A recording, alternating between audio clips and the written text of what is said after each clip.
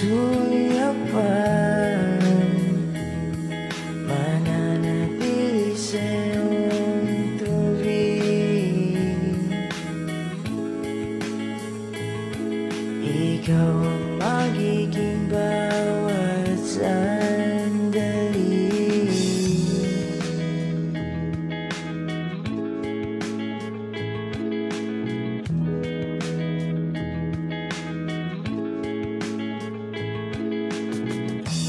Dito ka lang